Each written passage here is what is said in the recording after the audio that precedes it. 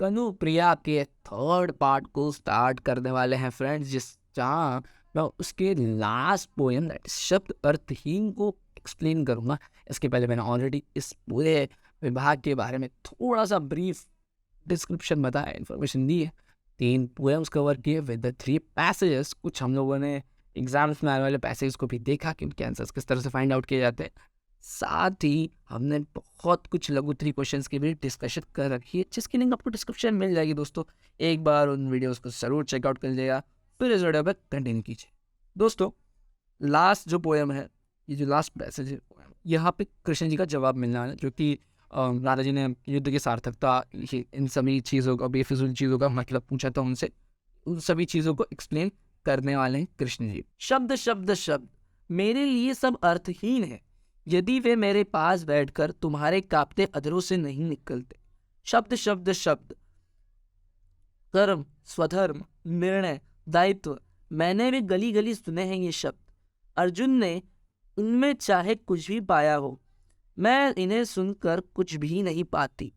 प्रिय, सिर्फ राह से ठिठक कर तुम्हारे उन अजरों की कल्पना करती हूँ, जिनसे तुमने ये शब्द पहली बार कहे होंगे।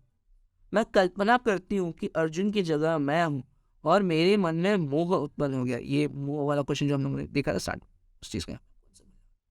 और मैं नहीं जानती कि युद्ध कौन सा है और मैं किसके पक्ष में हूँ और समस्या क्या है और लड़ाई किस बात की है, लेकिन मेरे मन में मोह उत्पन्न हो गया। मोह यानी कि कह सकते हैं दुनियादारी और अपने अपने लवर्स, अपनी फैमिली, उन सब की चीज़।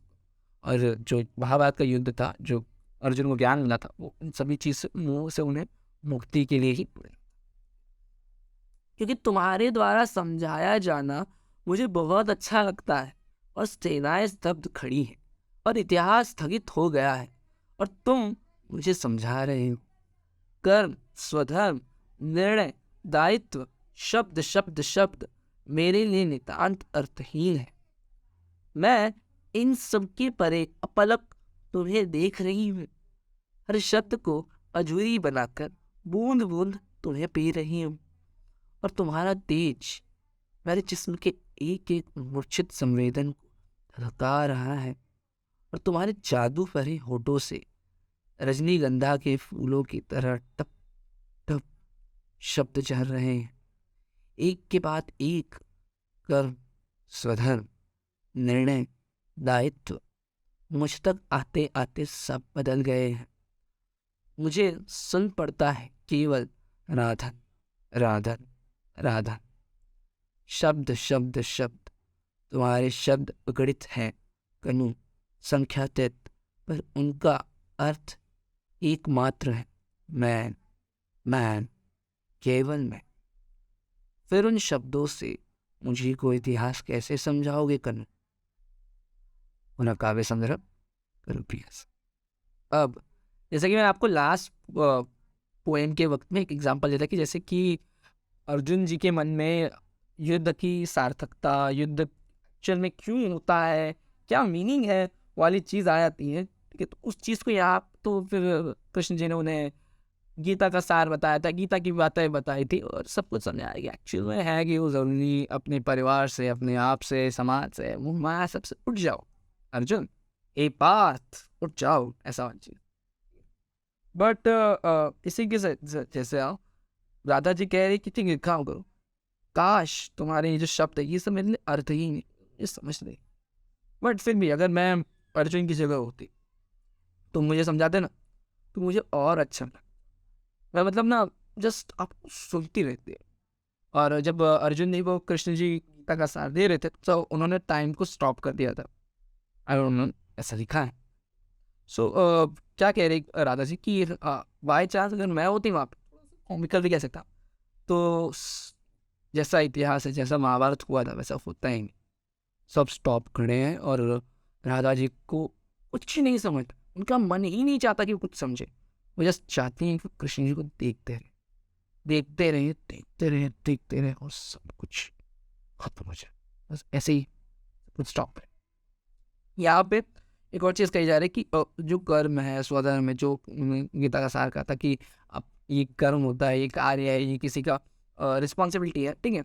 बट राधा जी के लिए ये सब कोई मायने नहीं रखता। उनके शब्द, उनके कर्म, उनके रिस्पॉन्सिबिलिटीज, उनके अवतार लेने का मकसद कुछ भी नहीं, पाप पुण्य कुछ भी नहीं। उनके लिए सिर्फ एक ही जन्म, एक ही इंसान, एक ही भगवान मैटर करता है, एक ही शख्स मैटर करता है, दैट इज कृष्ण जी, ठीक है। और उन्होंने कहा है कि मैं कल्पना करती हूँ, जो कि आपको मैंने बताया कि, और उनके मन में मोह उत्पन्न होगा, तो फिर ये युद्ध में वो किसके साइड खड़ी हैं, क्या है, कुछ नहीं पता। उन्हें सिर्फ कृष्ण के साथ है। दैट इज ट्रू लव कह सकते हैं आप, बहुत डीप लव के बारे में आपको बताया जा रहा है। और देन उन्होंने बताया कि थोड़े बहुत उनके हिसाब से ये जो स्टेनस तब थी, तो मैं आपको बताया कि जो जिस वक्त वो प्रियंकी तक साथ दे तो कुछ स्टॉप था। यहाँ पे क्या कह रही है वो कि उनके लिए ये जो सारे शब्द हैं वो अर्थहीन है। वो सिर्फ उन्हें एक का एक पल के झपके बिना देखते आ रहे हैं, ठीक है। का हर एक शब्द बूंद बूंद की तरह एक अजूरी बनाकर बहुत ही प्यारा लगा है, सुनने को बहुत अच्छा लग रहा है, ठीक है। मेरे जिस्म से एक एक मूर्छित संवेदन को धधका रहा है। उनका जो तेज है, उनका जो स्पिरिट है, कह सकते हैं आप, वो मूर्छित यानी कि बेहोश, जो उनके रोम रोम है, जो उनका बदन है, जो वो है, वो बिल्कुल भूल गई है। वो सब कुछ भूल जाना चाहती हैं, सिर्फ कृष्ण जी को याद रखना चाहती हैं। तुम्हारे जादू भरे होठों से रजनीगंधा के फूलों की तरह तब तब शब्द झर रहे हैं। जो उनके शब्द, जो उनकी बातें, वो एक एक करके निकलती जा रही, एक के बाद एक। बट फिर भी कह रही कि ये सब कुछ कर्म, स्वधर्म, निर्णय, दायित्व, वो सब कुछ भूल कर उन्हें सिर्फ क्या सुनाई दे रहा है कि कृष्ण जी उनका नाम लिए जा रहे हैं, राधन राधन राधन, राधे राधे कहते हैं, इस तरह का सुनाई दे रहा है। गीता का सार, बड़ी बड़ी बात है, ये सब कुछ नहीं, सिर्फ ना अपना ही नाम सुनाई दे।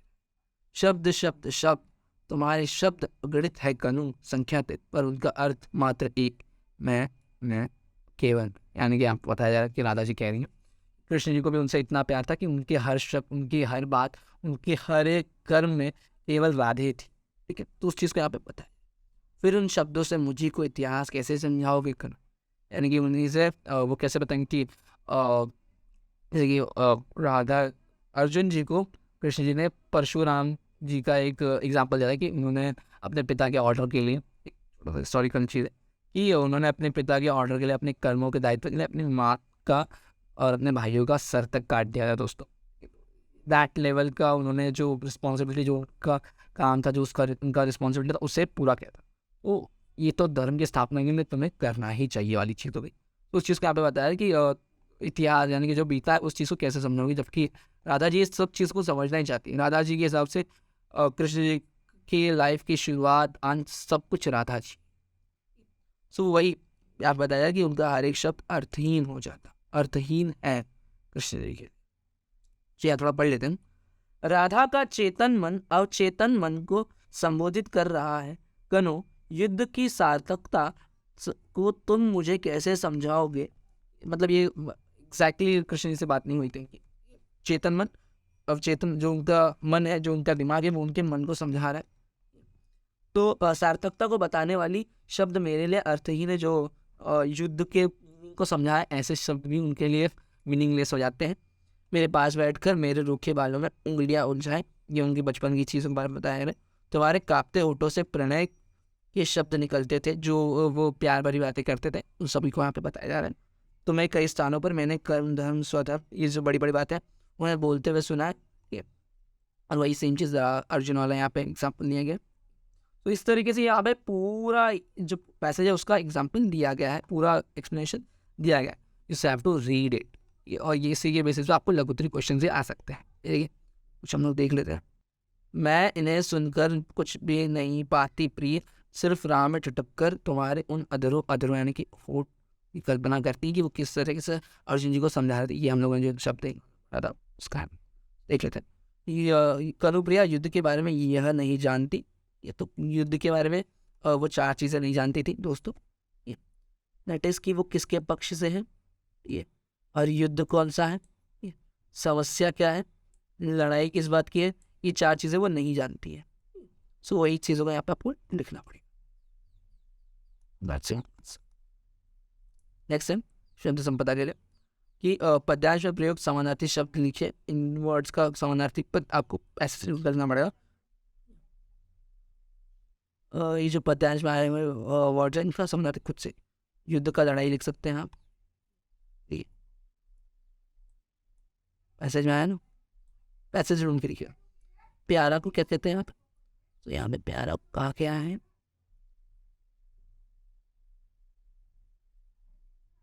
राम जटक इतनों की कल्पना करें पहले बार वो देख लेते हैं एक बार। सो प्यारा को यहाँ पे प्रिय कहा गया है। चित्त यानी कि मन होता है, ये पथ मतलब रास्ता होता है, राह होती है। ये तो यहाँ पे राह होगा, रावण ये लीजिए। सुनकर प्रिय, देखिए ये प्यारा का मिल गया, राह यानी कि रास्ता, तो ये चार वर्ड हमें मिल जाएंगे। पथ यानी स्त्री पुरुष समानता यह विभक्ति आपका कि अपने विचार के लिए जो इक्वालिटी के बारे में आपको यहाँ पे बताना पड़ेगा अपने हिसाब से।